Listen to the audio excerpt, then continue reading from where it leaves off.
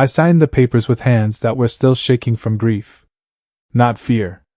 Not doubt. Grief. Because when you bury the woman you shared your life with for 41 years, your hands don't belong to you anymore. They belong to the pain. If I had known that those signatures would turn me into a homeless man by sunrise, I would have let my hands rot before touching that pen. But grief doesn't warn you. It just empties you. And waits for someone else to decide what you're worth. My name is Thomas Reed. I'm 70 years old. And this is how my own son legally erased me from my life, less than 24 hours after I trusted him with everything. Before I go any further, let me say this quietly. If you believe family should mean loyalty, if you've ever trusted someone just because they shared your blood, subscribe to this channel. And leave a comment telling me where you're watching from, your city or country. Because stories like mine happen everywhere. And they usually stay silent. Now let me take you back to the day I stopped being a husband. The funeral was over by noon. People hugged me. Said the same sentences they always say. She's in a better place. She wouldn't want you to be sad. Stay strong. Then they went back to their lives. And I went back to a house that no longer had a heartbeat. My wife, Margaret, had been the sound in that house. The kettle in the morning. The hum while folding laundry. The soft cough she had before speaking. Without her, the walls felt closer. The silence felt loud. That night, I slept on my side of the bed, untouched. At 3:12 a.m., I reached across the mattress like I'd done every night for 4 decades. My hand found cold air. That's when I cried for the first time. Not at the funeral. Not at the hospital. But alone, when no one could see me fall apart. The next morning, my son came over. Ethan. My only child. The boy whose scraped knees I cleaned. The boy I worked double shifts for. The boy I believed would protect me when I couldn't protect myself anymore. He hugged me longer than usual.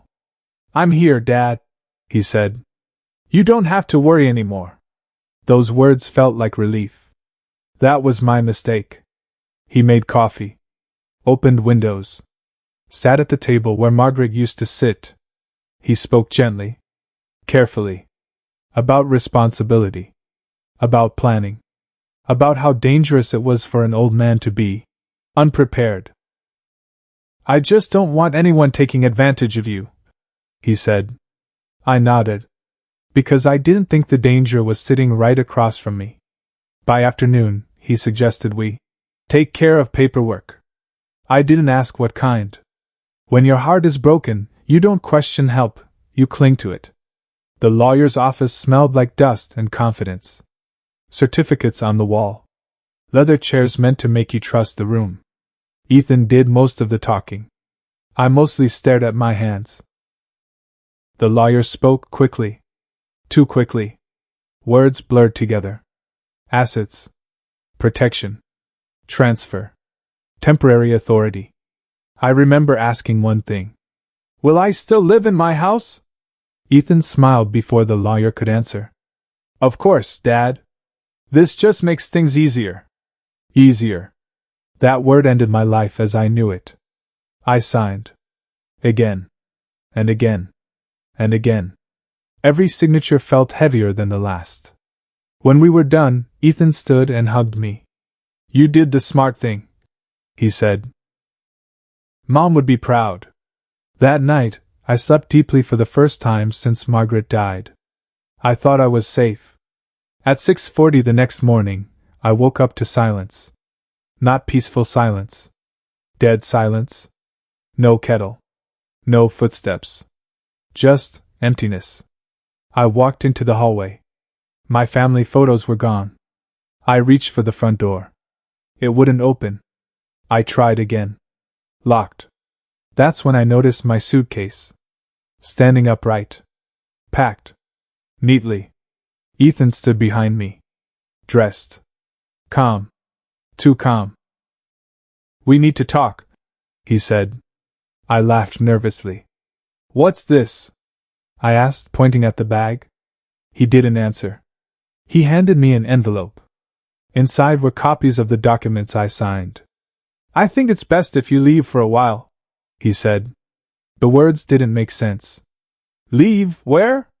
I asked. He exhaled, irritated. "I've arranged a place. Temporary." I felt dizzy. "This is my house." He looked at me then. "Not like a son. Like an owner." "No," he said. "It's mine now." My ears rang. "That's not what you said yesterday. That's not what the papers say," he replied. I tried to move past him. He stepped in front of me. For the first time in my life, my son blocked my way. "You can't stay here," he said. "It's not healthy." Healthy. At 7:18 a.m., I stood on the sidewalk with one suitcase. The door locked behind me. I knocked once. Nothing. I knocked again. Still nothing. The house that had held my marriage, my memories, my wife's last breath, stood there like I had never belonged to it. I sat on the curb. Neighbors watched. No one spoke. By noon, I was in a cheap motel staring at stained walls. That's when it hit me. My wife didn't just die. She left me alone. With the wrong person. And somewhere between grief and shock, one terrifying thought settled in my chest. If my own son could do this, what else was he capable of? I didn't sleep that first night in the motel. I lay on top of the bedspread, fully clothed, staring at a yellow stain on the ceiling that looked like it had been there longer than I had been alive. Every few minutes, a car passed outside. Every sound made my heart jump. Because when a man is suddenly stripped of his home, his body doesn't understand yet. It keeps waiting for someone to say, "This is a mistake." No one did. Around 2 a.m., I reached for my phone again. Still nothing. No missed calls. No messages. I scrolled through old photos instead. Margaret in the kitchen, smiling without knowing she was being photographed. Margaret asleep on the couch, glasses sliding down her nose. Margaret holding Ethan's newborn son, her only grandchild, with tears in her eyes. My chest tightened. She trusted him too. That thought hurt more than the betrayal itself. At sunrise, I walked back to the house. Not because I expected to get in, but because my legs carried 40 years of routine. The lawn had been freshly watered. The porch light was off. Everything looked normal. That's what terrified me. I rang the bell. Nothing. I knocked harder. Still nothing. I walked around to the side window, the one Margaret used to open every morning to let air in. Curtains closed. I tried the door handle again, slowly this time, like maybe I'd imagined the lock. Solid. Final. A neighbor across the street watched me from behind her blinds. She didn't wave. I don't blame her. People don't want to get involved when families destroy themselves. I sat down on the front steps. The same steps where Ethan used to sit as a teenager, sulking after arguments with his mother. The same steps where Margaret would sit with a cup of tea in the evenings. I remembered something then. A conversation from years ago. Ethan had been angry about money. Said we didn't support him enough. Margaret had been quiet the entire time. Later that night, she said to me, "Promise me something, Thomas." "What?" "If I'm gone first, don't give him everything just because he's your son." I had laughed it off. "He's our boy," I said. She didn't smile. Now, sitting on those steps like a stranger, her silence came back to haunt me. I went to the bank next. I needed cash. Not much. Just enough to eat. The teller typed, frowned, typed again. "I'm sorry, sir," she said. "Your access has been restricted." Restricted. "That's my pension," I said calmly. Too calmly. "My name is on that account." She turned the screen slightly. Only one name appeared. Ethan Reed. I felt something drop inside me. Not panic. Emptiness. "I didn't authorize this," I said. She nodded sympathetically. "According to our records, you did." I walked out without another word. Outside, I leaned against the wall, breathing slowly so I wouldn't pass out in public. This wasn't just betrayal. This was erasure. By the time I got back to the motel, I understood something clearly. Ethan hadn't acted impulsively. This had been planned. Every visit after Margaret's death. Every comforting word. Every, "I'm worried about you, Dad," preparation. That afternoon, he finally called. Not to apologize. To manage me. "You shouldn't be going places," he said. "You're upset. People talk." "I went to the bank," I replied. A pause. Then, controlled irritation. "I told you I'd take care of money. You don't need to worry." "I don't need an allowance," I said. "I need my life." He sighed, that same sigh he used when he was younger and didn't get his way. "You're not thinking rationally." That word again. Rationally. Used by people who want power. "I've arranged a weekly transfer," he continued. "Just enough for expenses. Just enough. Like feeding a dog." "And my house?" I asked. "Our house," he corrected. "But it's better this way." "Better for who?" He hung up before I could answer. That night, I unpacked my suitcase. It held clothes. Toothbrush. Nothing else. All my documents were still at the house. My marriage records. My insurance papers. Margaret's jewelry. Gone. I sat on the edge of the bed, my hands resting uselessly on my knees. That's when I noticed my wallet felt heavier than usual. Inside, tucked behind an old receipt, was a folded note. Margaret's handwriting. I hadn't seen it in years. If something feels rushed, it's because someone wants control. Slow down. My throat closed. She had known. Maybe not exactly how, but enough to leave breadcrumbs. The next morning, I went to the lawyer's office. The same office where I had signed my life away. The receptionist looked surprised to see me. "I want copies of every document I signed," I said. She hesitated. "I'll need to check with—" "Please," I interrupted. "My wife just died. I need clarity." That worked. Grief still had currency. Back in the motel, I read everything. Slowly. Line by line. My eyes burned. Then I saw it. A clause buried deep, written in language meant to be ignored. Continued residence and care of the grantor. I read it again. And again. My heart began to pound, not with hope, but with realization. Ethan had violated the agreement the moment he locked me out. He hadn't just betrayed me emotionally. He had broken the law. I sat very still. Because hope, when it comes back after being murdered, is dangerous. You don't rush it. You protect it. I didn't call Ethan. I didn't confront him. I waited. And I thought. About Margaret. About patience. About how people reveal themselves when they think they've already won. Ethan thought I was finished. A confused old man in a cheap motel. What he didn't realize was that grief had finally burned away my blindness. And what remained was focus. I didn't call Ethan for the next 2 days. Not because I didn't want to. Not because I was afraid. Because I needed a plan. A man who has lost everything too quickly often makes mistakes. A man who is careful can make the other person crumble instead. I spent the first morning after those 2 days sitting in the motel lobby, nursing a cup of bitter coffee that tasted like ash. I watched the world move around me. People with houses. People with families. People whose children didn't lock them out, whose spouses didn't die and leave them vulnerable. It was like watching life through a pane of glass.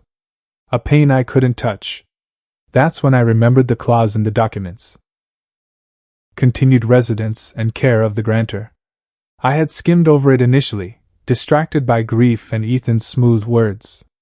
But now, staring at it carefully, I realized its power. Ethan had made a mistake. A fatal mistake. He had assumed that signing papers, intimidating me, and moving my things into storage meant he owned my life. But legally, he hadn't. And the law doesn't forget. The next morning, I visited a small legal aid office across town. Not a fancy law firm with polished marble floors and intimidating suits. A modest place where people actually listened. I laid out every document, every email, every text message Ethan had sent me. I recounted the locks, the eviction, the allowance.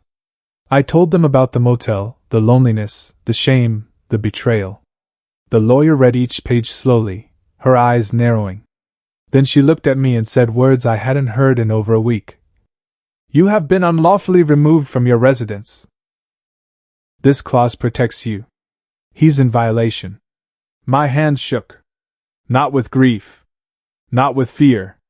With clarity. This was my moment. But the lawyer warned me. Don't confront him directly yet. People who panic make bigger mistakes.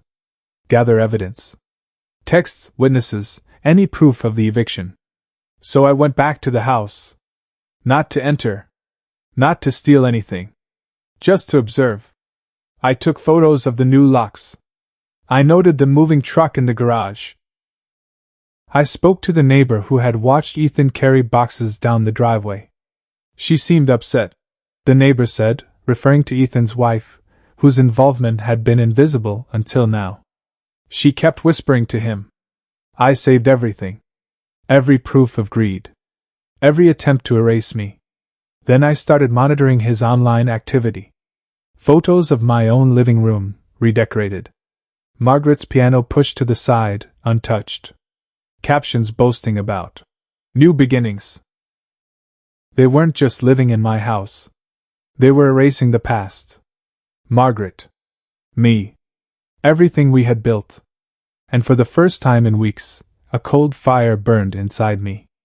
I would not be erased. Over the next few days, Ethan grew careless. He stopped pretending to care.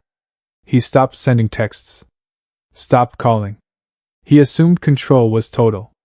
And total control breeds arrogance. Then one afternoon, he sent a message. We're thinking of selling the house. I didn't respond. Instead, I contacted my lawyer. We filed an emergency motion with the court. Unlawful eviction. Breach of fiduciary duty. Intent to defraud. The filings hit Ethan like a shockwave. He called me immediately. Furious. You're insane! You're destroying everything! I stayed calm. I'm only protecting what's mine, I said. You don't understand, he shouted. I'm in control now. You signed the papers. I didn't give you permission to erase me, I said quietly. There was silence. Then a sharp inhale. Then he hung up. The next day, I returned to the house, not to confront him, but to document further. Every door. Every lock. Every piece of evidence that showed he had violated the agreement. My lawyer prepared the case meticulously. On the morning of the hearing, I felt something I hadn't felt since Margaret died. Not hope. Not joy. Not even fear. Control. I walked into the courtroom, cane in hand, chest straight. Ethan sat across from me, trying to maintain composure. The judge reviewed every document. The filings. The photos. The testimony of the neighbor. Then she spoke directly to Ethan. You removed the grantor from his residence without consent. You violated a clear legal agreement and abused a position of trust. Your actions are unlawful. His face went pale. His hands shook. For months, he had thought I was weak. That grief had made me blind. That I would submit. He was wrong. The ruling froze all transfers and returned temporary control of assets to me. I didn't feel relief yet, because I knew this was only the beginning. Outside the courthouse, I saw him. The confident, smug boy who had locked me out, replaced by a man terrified. A man who had underestimated his father. You didn't think I'd fight back, I said calmly. His mouth opened. No words came out. Just the cold realization of defeat.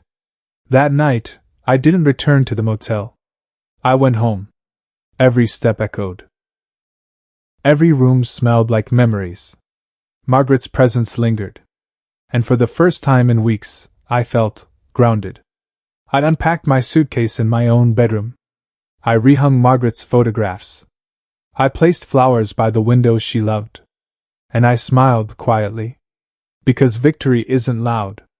It's the return of your life to your own hands. But I knew this wasn't the end. Ethan had one more move left. And when he tried it, I would be ready. Because patience is the weapon of the betrayed. And I had learned it well. The morning after the first hearing, I woke up feeling cautious. Not triumphant. Not victorious. Cautious. Because Ethan didn't just betray me out of greed. He betrayed me out of arrogance. And arrogance always leaves traces. I spent hours reviewing the documents again. Clause by clause. Line by line. Every word mattered. Every overlooked detail could save or ruin me. Then I started planning. Not for revenge, not yet. But for observation. Ethan believed he had total control over me. He thought he had destroyed my life. And in that belief, he made mistakes he didn't even realize. I watched him through the small camera I had installed outside the house. A few days before, I had convinced a friend, a quiet neighbor I trusted, to let me use a small device. It wasn't illegal. It wasn't dramatic. It was evidence. And the first thing I noticed was his carelessness. He left doors unlocked while moving boxes. He shouted at his wife, loud enough for the neighbor to hear. He started rearranging furniture without checking the legal claim. He underestimated me completely. The second thing I noticed was even more interesting. Ethan's wife was nervous, fidgety, angry at him. And clearly, not entirely on his side. She moved boxes back into rooms I didn't even know were being used. She whispered constantly. Sometimes she locked herself in a room for hours. It was almost comical. But I didn't laugh. I recorded every word, every movement, every moment of panic. By midweek, my lawyer advised me to make the next move. Ethan had broken more rules than he knew. The emergency motion had exposed him. And the court had already frozen assets temporarily. All we needed now was one more solid strike. So I sent a message to Ethan. Not threatening. Not emotional. Calm. We need to discuss the situation regarding the house and your legal actions. I want to avoid further complications. He called immediately. The voice I heard was sharp. I almost didn't recognize him. Don't try anything, Dad, he said. I can make this very difficult for you. I smiled faintly. Difficult? I asked. For you, maybe. But for me, it's just time to correct the record. He didn't respond. 2 days later, I filed a full injunction. It was detailed. Comprehensive. Relentless.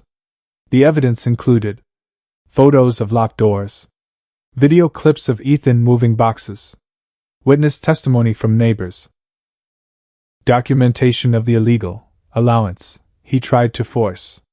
By the time the court scheduled the second hearing, Ethan was already panicking. I watched from the courthouse steps as he entered. No confidence. No arrogance. Just fear. Inside, the proceedings were tense. Ethan's lawyer tried to argue technicalities. Attempts to invalidate the clause. Attempts to paint me as unstable. I sat quietly, cane in hand, papers organized. My lawyer spoke methodically. Patiently. Slowly dismantling every argument Ethan's side presented. And then, the evidence. Photos. Videos. Witness accounts. The judge paused. Glanced at Ethan. Glanced at me. You removed the grantor from his residence unlawfully, she said, voice calm but firm. You attempted to liquidate assets and circumvent a clear legal clause. This is serious. Ethan's face went pale. I could see the panic in his eyes. His confidence was gone. The ruling returned full control of assets to me. The house, the bank accounts, everything Ethan had attempted to claim. But the judge didn't stop there. "You have abused a position of trust, Mr. Reed," she continued. "The court will monitor your actions. Any further attempts to remove your father from residence or to control his assets will result in contempt and criminal charges." Ethan's jaw tightened. His fists clenched. I didn't move. Because I knew this wasn't just a legal battle. This was a psychological one. And I had the upper hand. After the hearing, I walked outside into the cold winter air. Ethan followed, shouting something about unfairness and overreach. I stopped and faced him. "You thought you had me beaten," I said quietly. "But you underestimated the consequences of your greed." He looked down, humiliated. "I didn't think you'd fight back," he said finally. "I told you before," I replied. "Greed always reveals itself eventually." I returned to the house that evening. It smelled of dust, old furniture, and memories. Margaret's favorite chair still faced the window.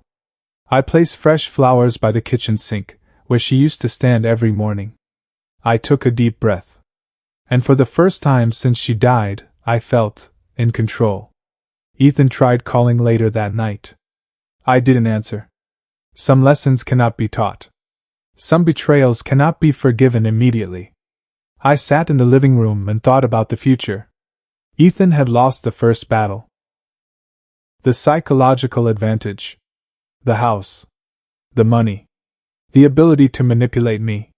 But I knew he could still try. So I prepared. Meticulously. Patiently. Silently. Because when greed thinks it has already won, it becomes careless. And carelessness leaves traces. The night grew darker, but I didn't feel fear. I felt anticipation. And in the stillness, I realized something Margaret had always known. The real power of a man isn't in what he owns. It's in what he refuses to surrender. And I would refuse nothing. The night before the final court ruling, I barely slept. Not out of fear. Not out of anger. But out of focus. I replayed every interaction with Ethan in my mind. The hug that had felt comforting the day after Margaret's funeral. The smile he had used to convince me to sign the papers. The cold, calm way he had packed my belongings into storage and locked the house behind me. I thought about Margaret. Her words. Her warnings. Don't rush. Observe. Protect yourself, Thomas. I had finally understood what she meant. The morning of the final hearing, I arrived early. The courthouse steps were wet with frost. I could see my breath. And I could see him, Ethan, pacing nervously across the street, checking his watch, muttering under his breath. He hadn't looked this worried since he graduated law school. And this time, I wasn't intimidated. Inside the courtroom, he sat stiffly. His wife beside him, frowning, clearly uneasy. I could tell she no longer fully supported his reckless ambitions. The judge entered. Everything became quiet. The case was presented. Evidence stacked like a mountain. Photos of locked doors and storage. Video clips of Ethan moving my possessions. Witness testimony of his manipulations. Legal documentation proving the clause he had ignored. Ethan's lawyer tried technical arguments. Attempted to question the clause's wording. Argued that I was unstable after my wife's death. But the evidence was relentless. Cold. Unquestionable. When the judge read the final decision, it was sharp and precise. "Mr. Reed," she said, addressing Ethan directly, "you have attempted to remove the grantor from his residence and control assets unlawfully. This constitutes a violation of fiduciary duty and abuse of trust. Full control of all assets, accounts, and property is hereby returned to Mr. Thomas Reed. Any further actions attempting to interfere with his residence or finances will result in immediate legal consequences, including potential criminal charges." Ethan's face went pale. His wife looked down at her hands. For the first time, I saw the boy I once knew, smug, confident, invincible, reduced to a man stripped of pride, exposed to his own mistakes. Outside the courtroom, Ethan finally spoke. "Dad, I didn't think you'd fight back," he admitted quietly. "I never thought you'd betray me," I replied evenly. No anger. No shouting. Because vengeance had nothing to do with emotion now. It had everything to do with justice. I returned to the house immediately. The doors opened smoothly this time. No locks. No interference. Everything I had lost over the past weeks, the sense of home, the memories, the control of my life, returned slowly, deliberately. I walked through the living room. Margaret's chair by the window. Her favorite vase on the shelf. Everything intact. I placed fresh flowers by the kitchen sink. The kettle whistled as if welcoming me back. For the first time in weeks, I felt complete.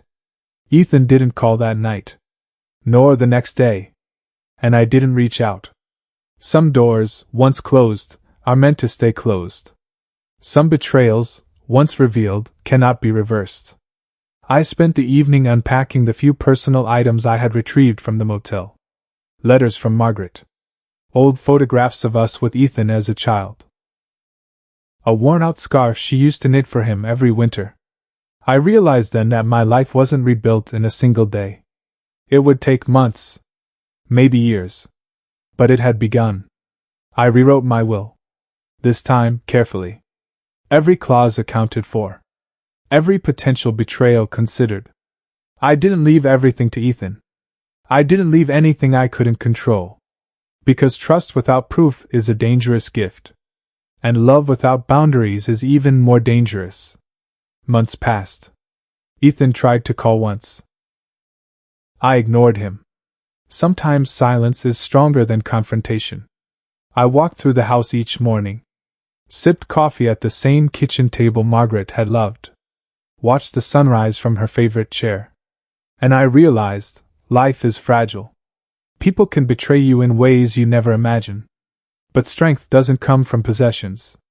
It comes from survival. And from refusing to surrender to greed. I never reconciled with Ethan. I never fully forgave him. But I had my home. I had my memories. I had my dignity.